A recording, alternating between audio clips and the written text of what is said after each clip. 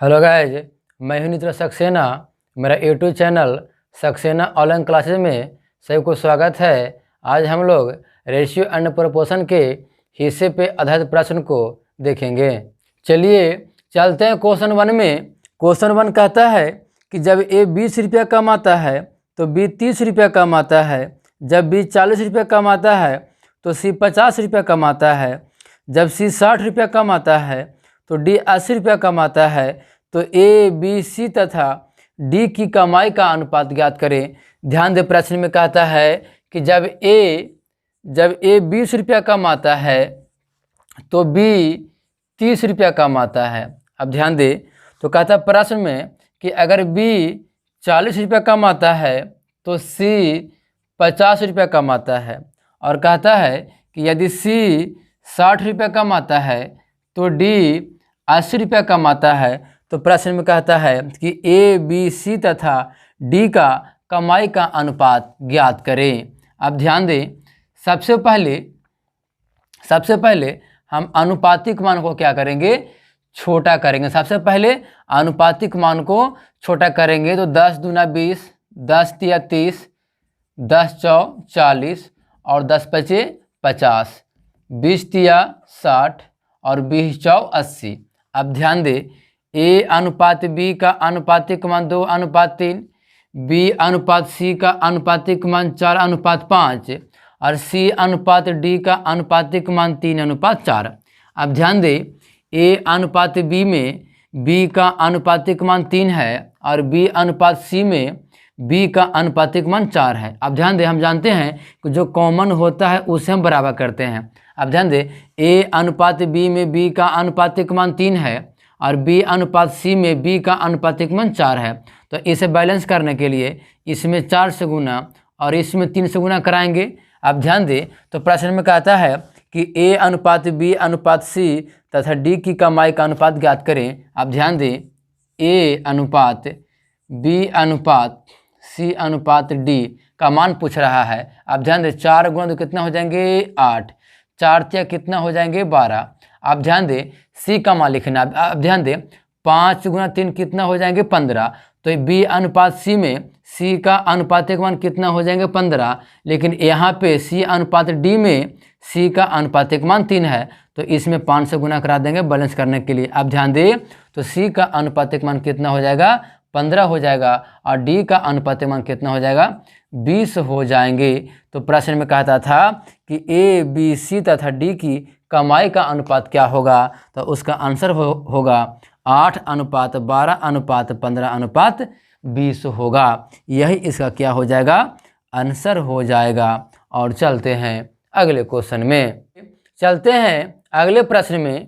अगला प्रश्न कहता है कि 280 रुपया को ए बी तथा सी में इस प्रकार बांटा जाता है कि यदि ए को 2 रुपया मिले तो बी को 3 रुपया मिलेगा, तथा यदि बी को 4 रुपया मिले तो सी को 5 रुपया मिलेगा। तो ए का हिस्सा क्या होगा। ध्यान दे, प्रश्न में कहता है कि यदि ए को 2 रुपया मिले तो बी को 3 रुपया मिलेगा। अब ध्यान दे, तो ए अनुपात बी का मान कितना दिया 2:3।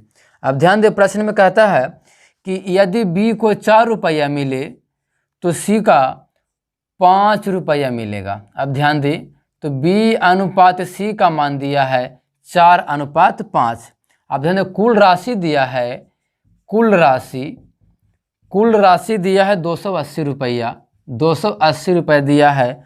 तो कहता है कि ए का हिस्सा क्या होगा। अब ध्यान दे, सबसे पहले ए अनुपात बी में बी का अनुपातिक मान 3 है और बी अनुपात सी में बी का अनुपातिक मान 4 है। अब ध्यान दे, ए अनुपात बी और बी अनुपात सी में कॉमन कौन है, तो बी है। अब ध्यान दे, जो कॉमन होता है उसे हम बराबर करते हैं। तो इसमें बैलेंस करने के लिए इसमें हम 4 से गुना कराएंगे और इसमें 3 से गुना कराएंगे।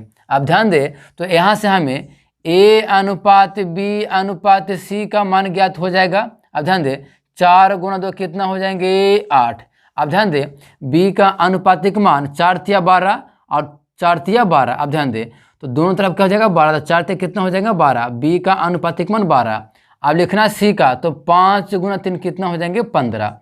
अब ध्यान दे, ए अनुपात बी अनुपात सी का अनुपातिक मान 8:12:15 ज्ञात हुआ। अब प्रश्न में कहता है कि ए का हिस्सा क्या होगा। अब ध्यान दे, अनुपात में कुल कितना, अनुपात में कुल कितना हो जाएंगे 12 और 15 27 और 8 कितना हो जाएगा 35।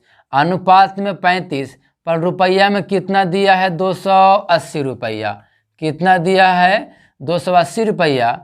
तो अनुपात 1 का मान कितना हो जाएगा 8।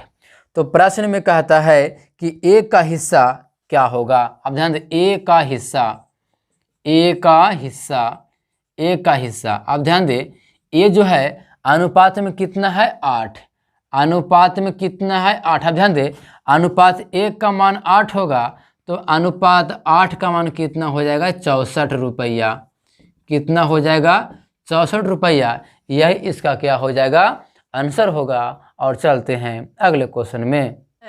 अगले प्रश्न में अगला प्रश्न कहता है कि 780 रुपया को 2 आदमी 4 औरत एवं 5 लड़कों को इस प्रकार बांटा जाता है कि एक आदमी 1 औरत एवं 1 लड़के के हिस्से का अनुपात 2:5:3 है। तो बताएं एक लड़का का हिस्सा क्या होगा। ध्यान दे, प्रश्न में कहता है कि 780 रुपया को 2 आदमी 4 औरत एवं 5 लड़का को इस प्रकार बांटा जाता है कि एक आदमी 1 औरत एवं 1 लड़के का हिस्से का अनुपात 2:5:3 है। तो बताएं एक लड़का का हिस्सा क्या होगा। ध्यान दें, प्रश्न में एक आदमी यानी एक मैन, एक मैन, एक महिला यानी एक वोमेन और एक लड़का यानी कि एक बॉय का हिस्से का अनुपात दिया है। हिस्से का अनुपात, हिस्से का अनुपात दिया है 2:5:3। अब ध्यान दें, कुल राशि दिया है, कुल राशि, कुल राशि दिया है 780 रुपया, कुल राशि दिया है 780 रुपया।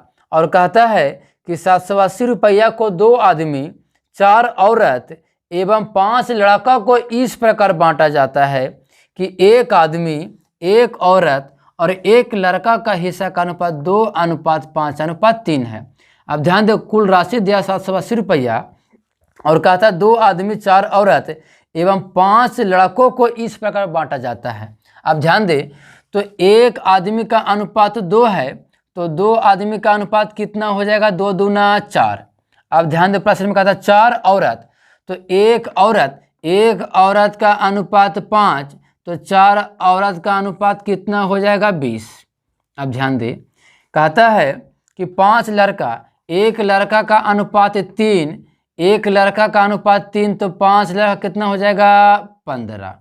अब ध्यान दे, कुल राशि कितना दिया 780। अब ध्यान दे, अनुपात में कुल कितना है, तो अनुपात में कितना 20 और 15 35 और प्लस 4 कितना हो जाएगा 39।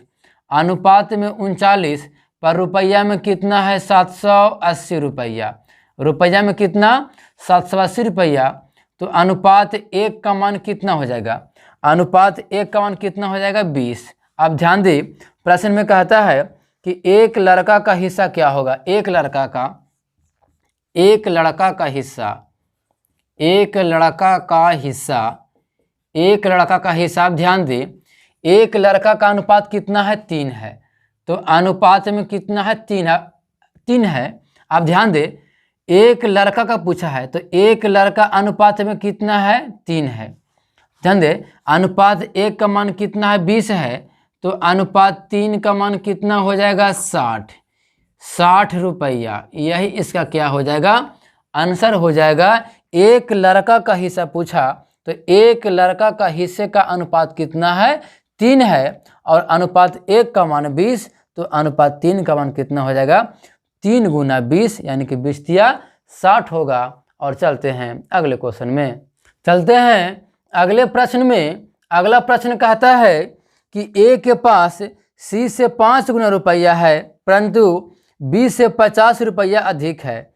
यदि कुल रुपया 6550 रुपया हो तो बी का हिस्सा क्या होगा। ध्यान दे, प्रश्न में कहता है कि ए के पास सी से 5 गुना रुपया। आप ध्यान दे, पहले ए अनुपात बी अनुपात सी है। आप ध्यान दे, प्रश्न में कहता है कि ए के पास सी से 5 गुना रुपया है। अगर सी के पास 100 रुपया होगा तो ए के पास 5x रुपया होगा।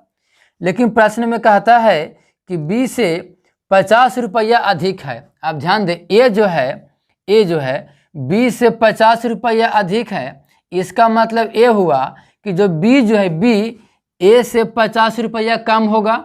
तो बी का कितना हो जाएगा अनुपातिक मान 5x - 50।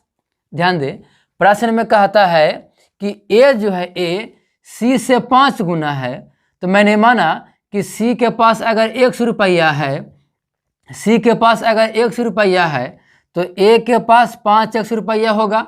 लेकिन प्रश्न में कहता है कि बी से 50 रुपया अधिक है। ए जो है ए बी से 50 रुपया अधिक है। इसका मतलब ये है कि बी जो है बी ए से 50 रुपया कम है। तो माइनस में 50। अब ध्यान दे, कुल राशि दिया है 6550 रुपया। कुल राशि दिया है 6550 रुपया। कुल राशि दिया है 6550 रुपया। तो कहता है कि बी का हिस्सा क्या होगा। अब ध्यान दे, अनुपातों का पहले योग निकालते हैं। तो 5x और 5x 10x और 1x कितना हो जाएगा 11x माइनस कितना हो जाएंगे 50 बराबर कुल राशि कितना है 6550। अब ध्यान दे, 11x बराबर इस तरफ माइनस में है, अगर बराबर के इस तरफ भेजेंगे तो प्लस में, यानी 6550 प्लस 50 कितना हो जाएगा 6600 हो जाएगा। तो x का मान कितना हो जाएगा 600। अब ध्यान दे, तो प्रश्न में कहता है कि b का हिस्सा क्या होगा। b का हिस्सा अब ध्यान दे, b का हिस्सा कितना हो जाएगा। b का अनुपातिक मान कितना है 5x माइनस कितना है 50 है। अब ध्यान दे, x का मान कितना निकला 600। तो 5 गुना 600 माइनस कितना हो जाएगा 50। अब ध्यान दे, इसे हल कराएंगे तो कितना हो जाएगा 3000 माइनस कितना हो जाएगा 50, यानी आप इसे लिख सकते हैं 2950 रुपया। यही इसका क्या हो जाएगा आंसर हो जाएगा। और चलते हैं अगले क्वेश्चन में। अगला क्वेश्चन कहता है कि 2430 रुपया को ए बी तथा सी के बीच इस प्रकार बांटा गया कि ए बी एवं सी के हिस्से में से अगर क्रमशः 5 रुपया 10 रुपया एवं 15 रुपया ले ली जाए तो ए बी एवं सी के बचे हिस्से का अनुपात 3:4:5 हो जाता है। तो ए का हिस्सा क्या था। ध्यान दे, प्रश्न में कहता है कि बचे हुए हिस्से का अनुपात ए बी सी का बचे हुए हिस्से का अनुपात दिया है। आपका बचे हुए हिस्से का अनुपात दिया है ए बी सी का। ध्यान दें, ए बी सी का बचे हुए हिस्से का अनुपात दिया है 3:4:5। अब ध्यान दें, कुल राशि दिया है, कुल राशि दिया है 2430 रुपया। और प्रश्न में कहता है कि यदि ए बी एवं सी के हिस्से में से अगर क्रमशः 5 रुपया 10 रुपया 15 रुपया ले ली जाए, 10 रुपया 15 रुपया ले ली जाए तो ए बी सी के बचे हुए हिस्से का अनुपात 3:4:5 हो जाते हैं। अब ध्यान दें, 2430 रुपया में से यानी कुल राशि में से 2430 रुपया में से यदि 5 रुपया 10 रुपया और 15 रुपया ले ली जाए तब कितना बचेगा। अब ध्यान दें, 10 और 15 25 प्लस 5 कितना हो जाएगा 30, यानी कि 2430 में से अगर 30 घंटे कितना बचेगा 2400 रुपया जो होगा वह बचे हुए राशि होगा। अब ध्यान दें, बचे हुए हिस्से का अनुपात कितना, बचे हुए हिस्से का अनुपात कितना 5 4 9 और 9 3 कितना हो जाएगा 12।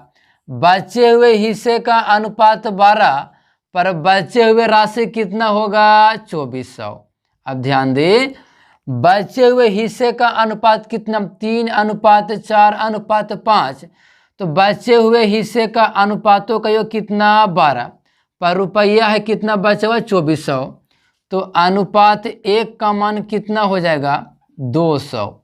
अब ध्यान दें, तो प्रश्न में कहता है कि 1 का हिस्सा क्या होगा, तो सबसे पहले बचे हुए 1 का हिस्सा ज्ञात करते हैं। बचे हुए 1 का हिस्सा, बचे हुए 1 का हिस्सा। अब ध्यान दें, 1 का अनुपातिक मान कितना है 3 है, अनुपात 1 का मान 200, तो अनुपात 3 का मान कितना हो जाएगा 600 रुपया। अब ध्यान दें, तो कहता है 1 का हिस्सा यानी 1 का कुल हिस्सा, 1 का कुल हिस्सा, 1 का कुल हिस्सा। अब ध्यान दें, बचे हुए 1 का हिस्सा कितना है 600 रुपया, और ध्यान दें 5 रुपया लिया गया था, तो 5 रुपया इसमें जोड़कर लिखेंगे, यानी 1 का जो कुल हिस्सा हो जाएगा वह 605 रुपया होगा। यही इसका क्या हो जाएगा आंसर होगा।